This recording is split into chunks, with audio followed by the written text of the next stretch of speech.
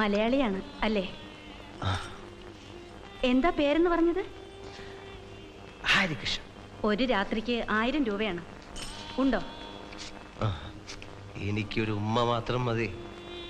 പിന്നെ കുറച്ച് കിന്നാരം പറയണം. അതൊക്കെയാണല്ലോ രസം. ഞാൻ ഈ കുടുക്ക ഒരു വഴിപാടിന് വെച്ചിരുന്നതാണ്. വഴിപാടിനെയും കഴിക്കാമല്ലോ. അല്ലെങ്കിൽ ഇത് തന്നെ വഴിപാട്. 100 കൂടായി. ഇതെന്താ ഇങ്ങനെ? അടുത്ത 48 മണിക്കൂറിനകം ഇവിടുന്ന് പോകാനാ ഓർഡർ.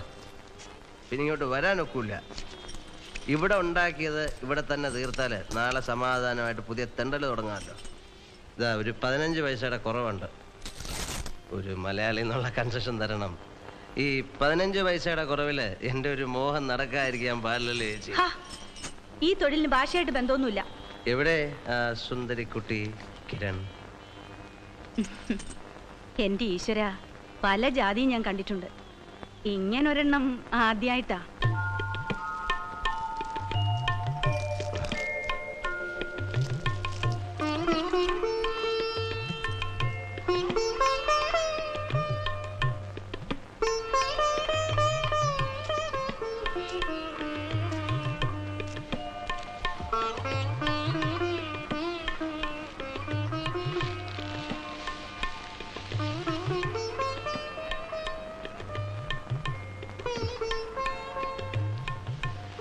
പണിയെല്ലാം പോയി.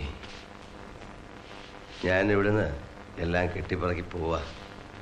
അതിനു മുമ്പ് എന്നെ ഒന്ന് കണ്ട് കെട്ടിപ്പിടിച്ചൊരു ഉമ്മ തരാന്ന് വിചാരിച്ചു. എനിക്ക് എന്നെ ഭയങ്കര ഇഷ്ടമാണ്. എന്താണ് ഇഷ്ടംന്ന് വെച്ചാ, നീ കൊള്ളാം, ബെസ്റ്റ് ചരക്ക. കൊള്ളാമെന്ന് എന്തിനേയും ഞങ്ങളുടെ നാട്ടില് നല്ല ചരക്കെന്ന് പറയും. നാട്ടില് പൂവാലന്മാര് പെമ്പിള്ളാരെ കണവ് കളിയാക്കി വിളിക്കും, ഡി ചരക്ക് ഡി. ഹിന്ദിയിൽ മാట్లాടലണ്ടി. ദാരു പീനേക്കെ ബാദ് മുझे ഹിന്ദി നഹീ ആതാ. വെള്ളം അടിച്ചു കഴിഞ്ഞാൽ ഹിന്ദി വരൂല. ഹിന്ദിയില് അച്ഛാ മാൽ. ഞങ്ങളുടെ നാട്ടില് പക്ഷെ അച്ഛൻ എന്ന് പറഞ്ഞ അച്ഛൻ തന്നെ തന്ത.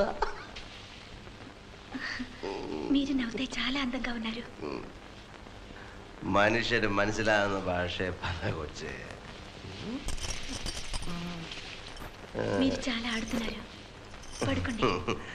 1000 രൂപ നുള്ളിപ്പറക്കി കൊടുത്തിട്ടാ ഞാനിങ്ങോട്ട് വന്നത്. നീ എന്നെ ഇവിടെ കിടത്തി ഉറക്കിക്കളയല്ലേ. നമുക്ക് ഇന്ന് രാത്രി ഒരുപാട് സംസാരിക്കാനുണ്ട്. ആദ്യം നീ എനിക്കൊരു ഉമ്മ. ഉമ്മ ഉമ്മ ഉമ്മ. നാട്ടിലെ മുസ്ലിം സമുദായക്കാര് അമ്മ എന്ന് പറയുന്നതിന് പകരം ഉമ്മ എന്ന് പറയും. അതൊരർത്ഥം. ചുടുചുംബനം ഉമ്മ. അതാ അലക്കണ്ട. ഉമ്മ ഉമ്മ. ചുമ്മാ ചുമ്മാ ദീദി ഉമ്മ ഉമ്മ താത്ത ഉമ്മ. ഓ മുദ്ദിലിവാല മുതലവാല ഉമ്മ.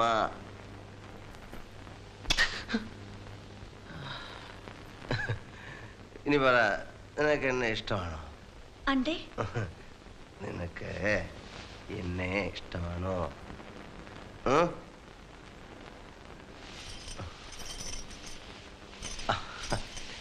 ഇഷ്ടമാണോ എന്ന് ചോദിച്ചപ്പോ തലേ കൂടെ മുണ്ടിട്ട് കാണിക്കുന്നത്. ഇഷ്ടമാണോ നിനക്ക് എന്നെ? നിനക്ക് എന്നെ ഇഷ്ടമാണോ? നിനക്ക് എന്നെ ഇഷ്ടമാണോ? ഇഷ്ടമാണ് നിനക്ക്? 15 ഞാൻ തരും.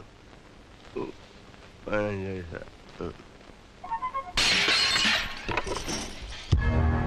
जो भी मेरे खिलाफ आवाज उठाएगा मैं उसे खत्म कर दूंगा. छोटा. ഇനിമേലിൽ ഇവിടെ വരുന്ന വരുമാനത്തിന്റെ പാതി ദിവസവും അബ്ബാസിയുടെ വീട്ടിലെത്തിച്ചിരിക്കണം. പിന്നെ ഇവിടെ ഒരു നൃത്തക്കാരുണ്ടല്ലോ, എവിടെയാണ്? പുറത്തു പോയിരിക്കുക. ഗണപതി പൂജ ദിവസം അവൾ അബ്ബാസിയുടെ വീട്ടിലേക്ക് അയക്കണം. अगर कोई गलती हुई तो तू नहीं बचेगी. ये आखिरी मौका दे रहा हूं. എന്താ ഒന്നും മിണ്ടാത്തത്? ആകെ ഡിപ്രസ്ഡ് ആണല്ലോ. മടുത്തു. ഒരു ജോലിയും കിട്ടുന്നില്ല. 50,000 രൂപയാണ് അത്രേ ഒരു ജോലി തരാൻ. അത്രയും കാശ് കയ്യിലുണ്ടെങ്കിൽ ആർക്കാ ജോലിയുടെ ആവശ്യം?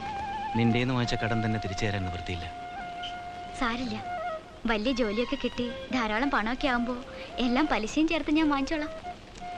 നടക്കുന്ന കാര്യം പോലും പറ. ഞാൻ എന്തൊക്കെയാ നേർന്നിരിക്കുന്നതെന്നറിയോ?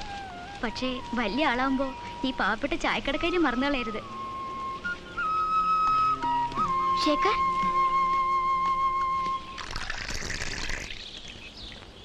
അണ്ണനും കൂടെ പോയാ ഞങ്ങൾ എന്ത് ചെയ്യും? എന്തു വന്നാലും അരിയണനായിരുന്നു ഒരു ധൈര്യം. അബ്ബാസ് അലിയുടെ ഓർഡറാണ്. ഇവിടുന്ന് പോകാതിരുന്നാല് അവന്റെ ആൾക്കാർ ഇവിടെ വന്ന് എന്നെ അടിച്ചിറക്കും. എനിക്ക് മാത്രമാവില്ല ഉപദ്രവം. എനിക്കാരെയും പേടിയൊന്നുമില്ല.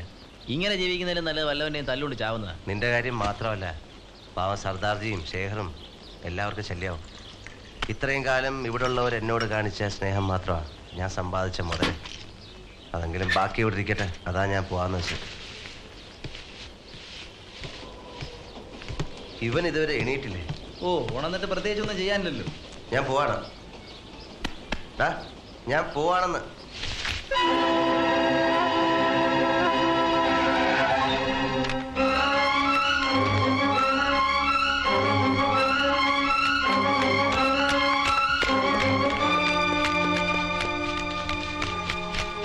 എന്തു പറ്റി ശേഖരന്? കുഴപ്പമൊന്നുമില്ല. ഇന്റൻസീവ് കെയർ യൂണിറ്റിൽ അഡ്മിറ്റ് ചെയ്തിരിക്കാൻ. നാളെ കാണാൻ ഒക്കുമെന്ന് ഡോക്ടർ പറഞ്ഞു. ഇവിടെ നിന്നിട്ട് കാര്യമൊന്നുമില്ല. എന്താ അവനിത് ചെയ്യാൻ? മടുത്ത് കാണും. എല്ലാം സഹിക്കുന്നതിന് ഒരു അതിരല്ലേ. കുഞ്ഞുനാൾ തൊട്ടേ ഞാൻ കാണുന്നതാ, ബോംബെയുടെ ഏത് മുക്കിനും മൂലയിലും ഉണ്ട് റൗഡി. അവന്മാർക്ക് റാമോളി ജീവിക്കാനാ ഇവിടെ ഉള്ളവരുടെ വിധി. അബ്ബാസ് അലി അല്ലെങ്കിൽ അവനെ പോലെ വേറൊരു തൊട്ടി.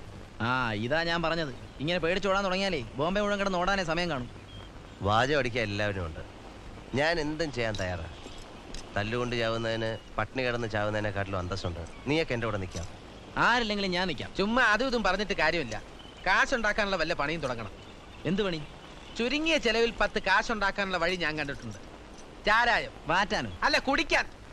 സാധനം ഉണ്ടാക്കി തന്നാ മതി, കൊണ്ടുപോയി കച്ചവടമാക്കി കാശുണ്ടാക്കി തരുന്നതിന് ഞാൻ ഏറ്റു. പോലീസ് പിടിച്ചാലോ? അബ്ബാസ് അലിയും പോലീസും ശാപ്പാടും എല്ലാം കൂടെ നടക്കില്ല.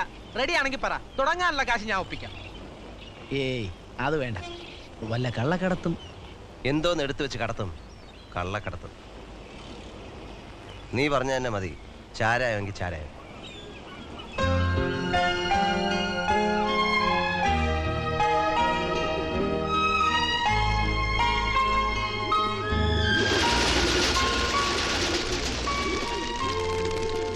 ഒരു ജോലിയില്ലാതെ ഇനിയും നിങ്ങൾക്കൊക്കെ ഒരു ഭാരമായി ജീവിക്കാൻ വയ്യ.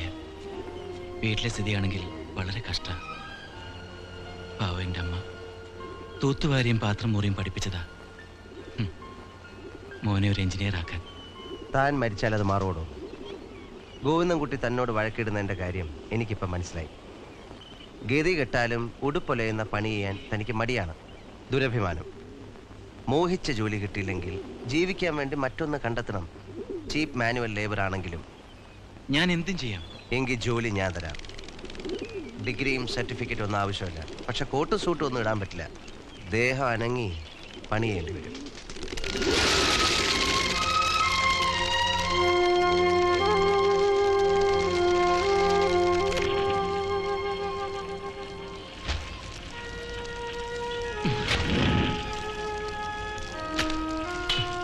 എന്താ ഇത്?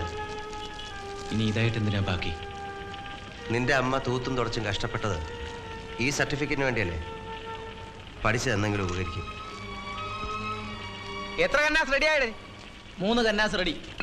3 എണ്ണോ? വെളുപ്പാങ്കാലം തുടങ്ങിയല്ലേ? ഇത്രയാണല്ലോ. ഇവിടെ കിടന്ന് തല്ലുകൂടാനാണ് പരിപാടിയെങ്കിൽ ഞാനിതെല്ലാം പൂട്ടിക്കെട്ടി എൻ്റെ പാട്ടിന് പോകും. മാട്ടുങ്കയിലൊക്കെ ഉള്ള നാരങ്ങ റെഡിയാ. നീ എടുത്ത് വണ്ടി കയറ്റ.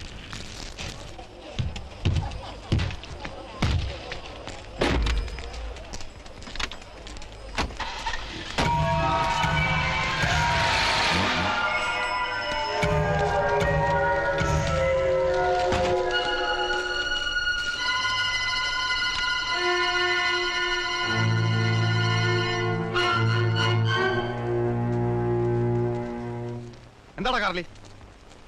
ചോദിച്ച കേട്ടില്ലേ? അത്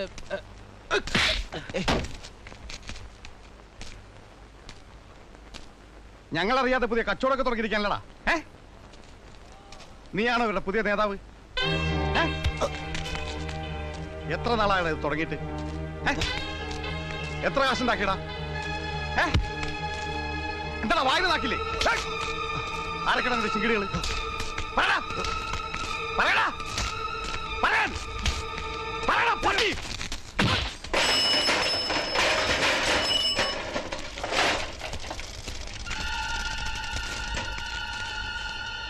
എടാ